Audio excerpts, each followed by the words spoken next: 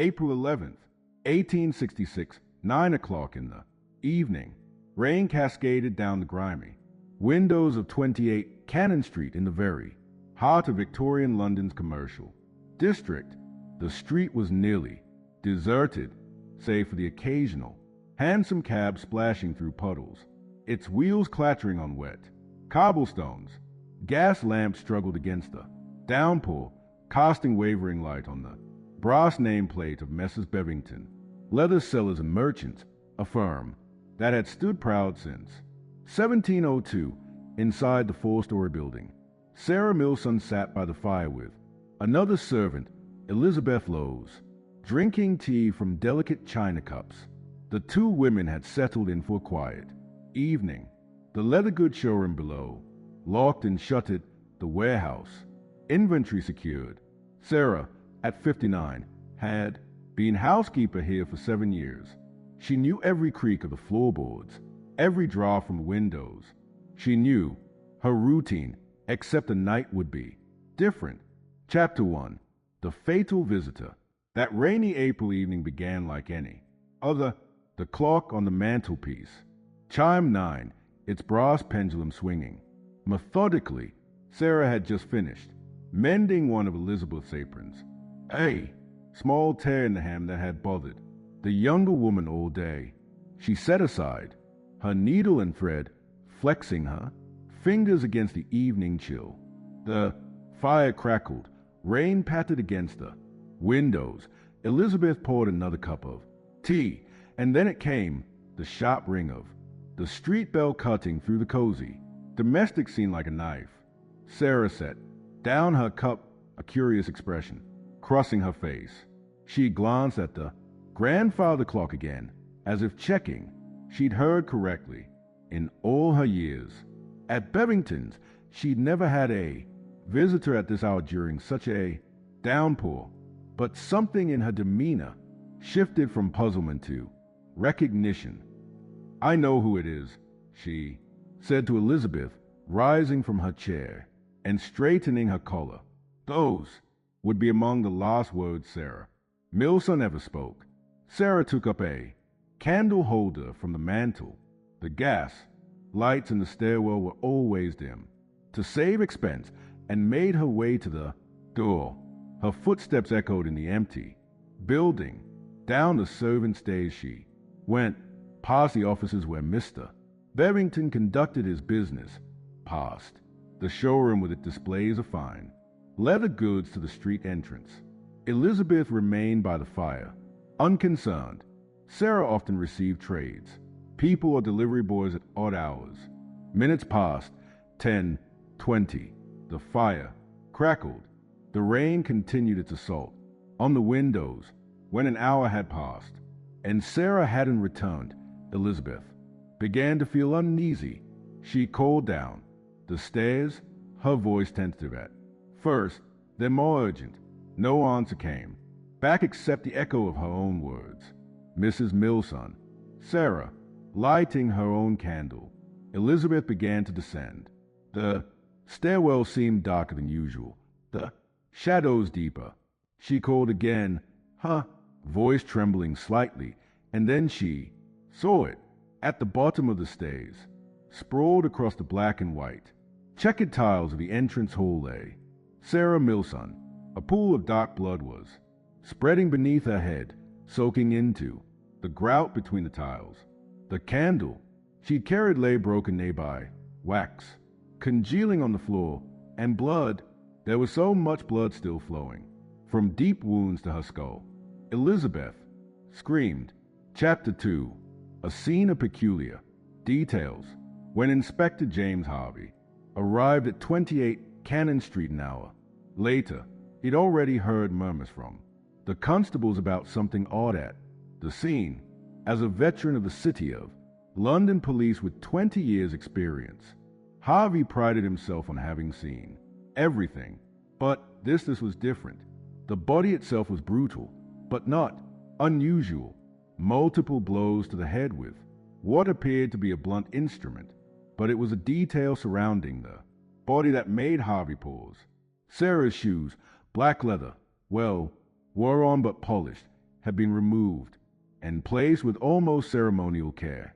On the whole table, they sat side by side, perfectly aligned, as if she'd taken them off for a nap. There wasn't a drop of blood on them. Why would a killer take time to arrange his victims? Footwear? Harvey muttered, making notes. In his pocketbook, the murder weapon appeared to be a small crowbar, the kind used to open packing cases in the warehouse. One lay near the body, strangely clean of blood. Another was missing from its usual place in the storeroom. But perhaps strangest of all was the gaslight. According to Elizabeth, Sarah always lit it at 8 o'clock sharp.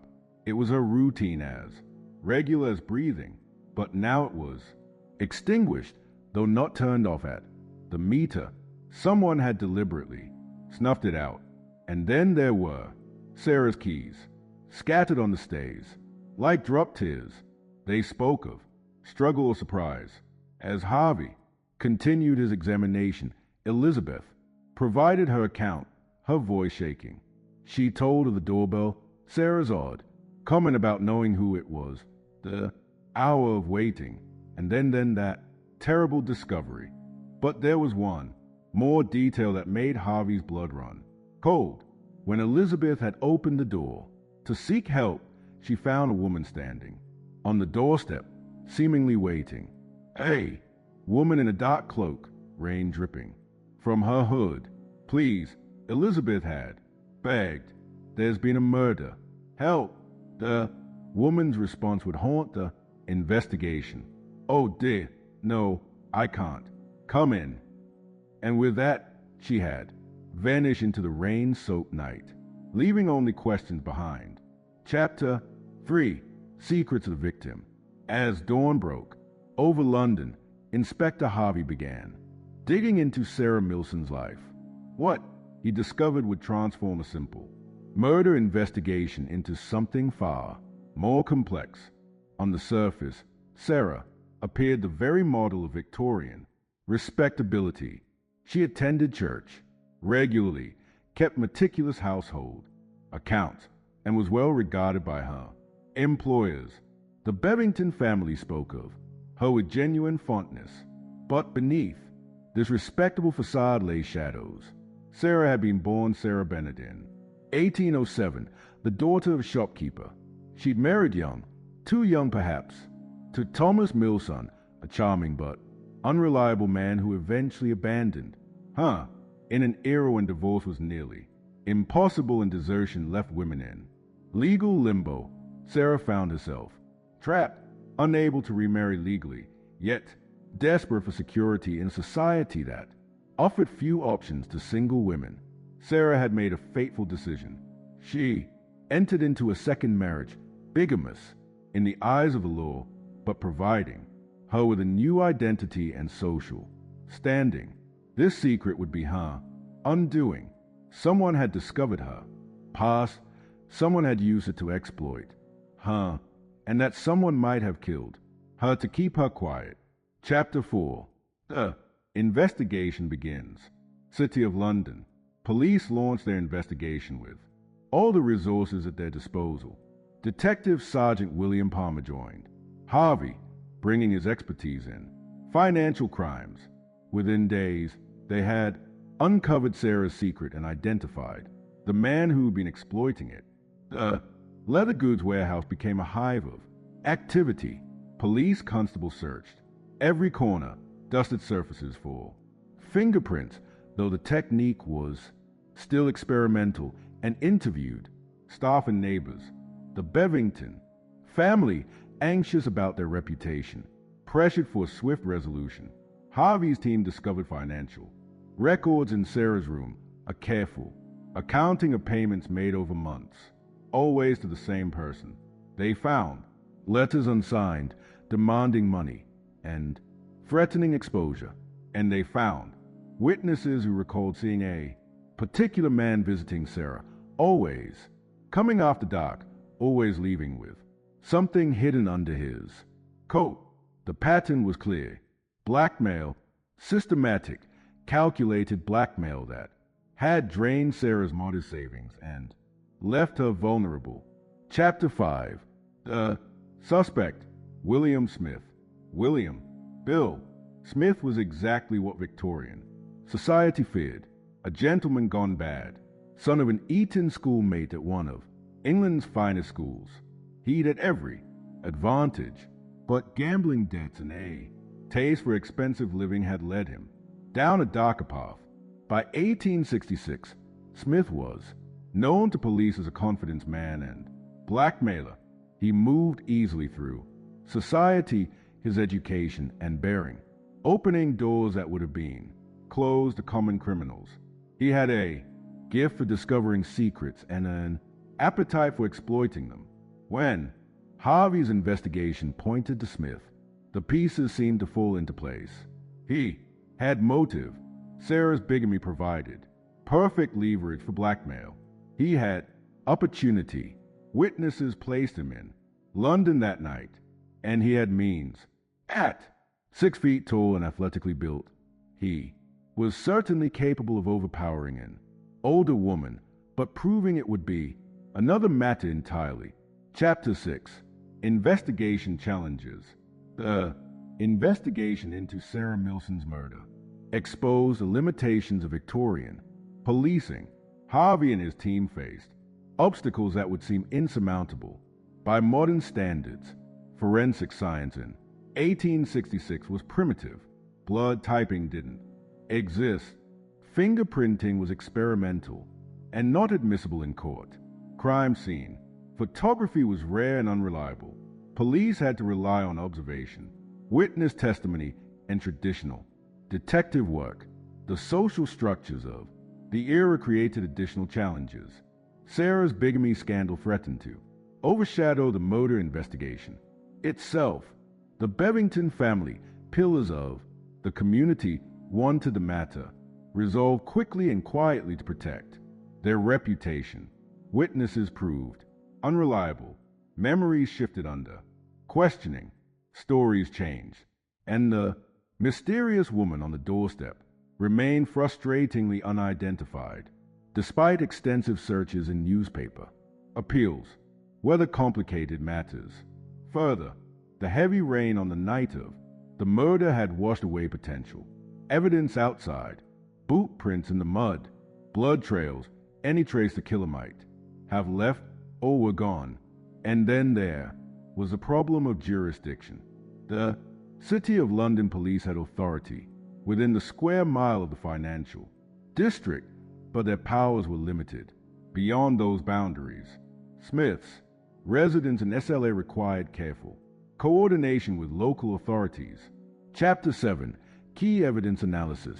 As the investigation progressed, detectives focused on several key pieces of evidence. The first breakthrough came when police searched Smith's lodgings in Slough and discovered clothing with what appeared to be bloodstains. In Victorian England, blood analysis was rudimentary at best. Police consulted with eminent physicians and chemists, seeking ways to prove the stains were human blood and possibly link them to the victim. Tests involving microscopes and chemical reagents were conducted, though their reliability was questionable. More promising was the discovery of financial records showing Smith's desperate need for money, gambling debts, threatening letters from creditors, and a lifestyle far beyond his means, all painted a picture of a man under pressure. The most damning evidence came from an unlikely source. A pawnbroker identified Smith as having sold items matching Sarah's description: a locket, some silver spoons, a cameo ring. When confronted, the pawnbroker admitted he'd been threatened into silence, but his conscience had finally forced him to speak. Yet each piece of evidence brought new questions. If the clothing bore Sarah's blood, why were there no traces at the crime scene? If Smith had taken items to pawn, why weren't they missing from her room? Chapter 8. Expert Perspectives. The Cannon Street murder attracted attention from some of Victorian London's foremost experts. Dr. Alfred Swain Taylor, pioneer forensic toxicology, consulted on the case. Though blood analysis were beyond the era's capabilities, Taylor's expertise in detecting poisons helped establish that Sarah hadn't been drugged before. Her death, medical jurisprudence was a emerging field, and the unusual aspects of the case drew academic interest.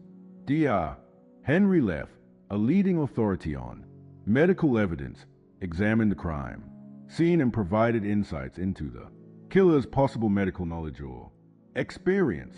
Legal experts debated the admissibility of evidence gathered in the investigation.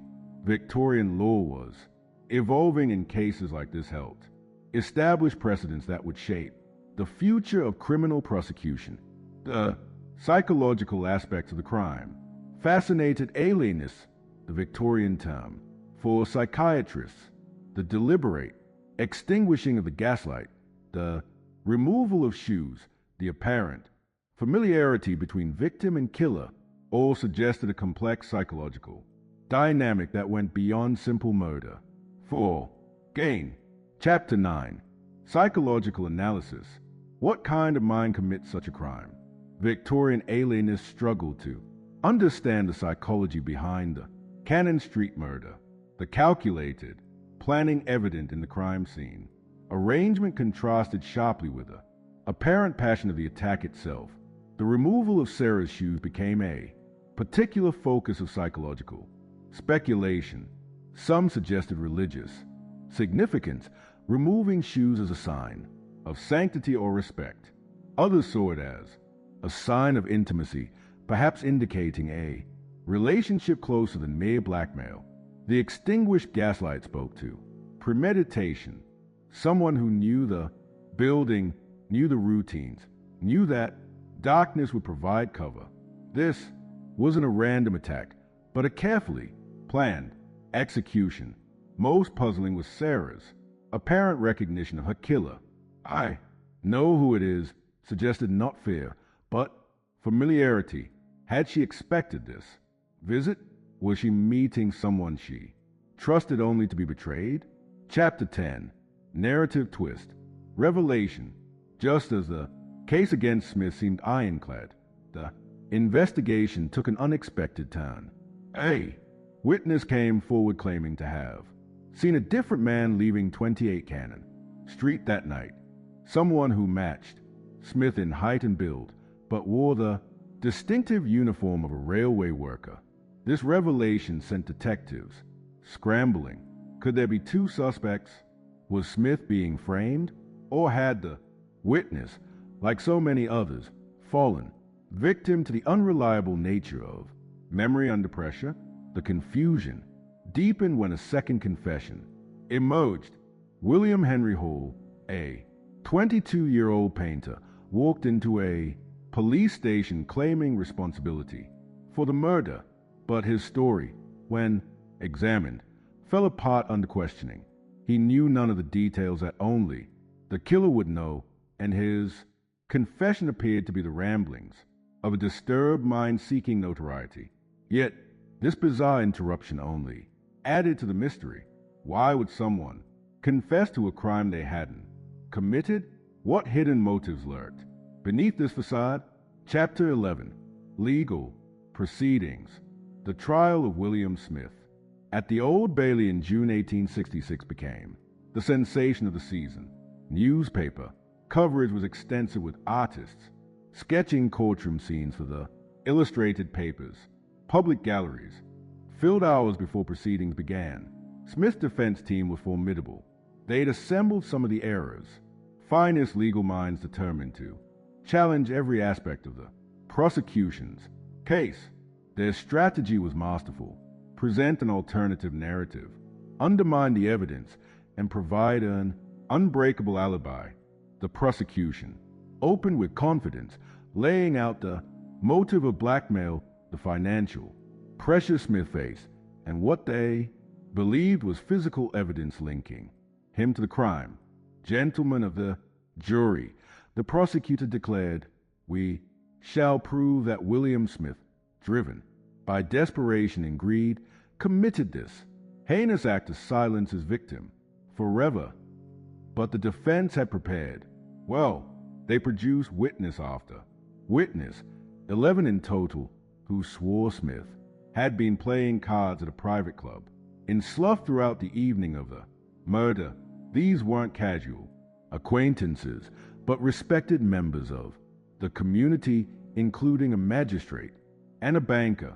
The blood evidence, so carefully preserved, faced devastating scrutiny when examined by Dr. Lethaby. Now testifying for the defense, the stains proved to be something entirely different, cogging a reddish material used in hat making that Smith had handled in his recent work at a haberdashery. Most damaging was the revelation that the prosecution's key witness, who claimed to have seen Smith at the scene, had been assisted by police in making her identification. Under cross-examination, she admitted to viewing Smith in custody before the lineup, effectively contaminating her testimony. Chapter 12, Resolution and Impact. After mere hours of deliberation, the jury returned with their verdict, not guilty. The foreman's voice rang clear in the hushed courtroom. Smith's shoulders sagged with relief. His family wept, and Baron Bramwell, the presiding judge, made a statement that would echo through legal history. It is due to the prisoner to say he leaves this court without a stain upon his character, but the acquit left more questions than answers.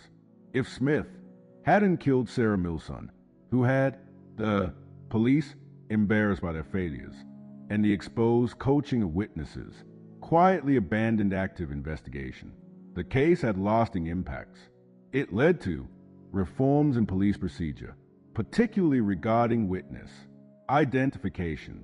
It highlighted the need for more scientific approaches to evidence gathering, and it demonstrated the growing sophistication of criminal defense in the courts.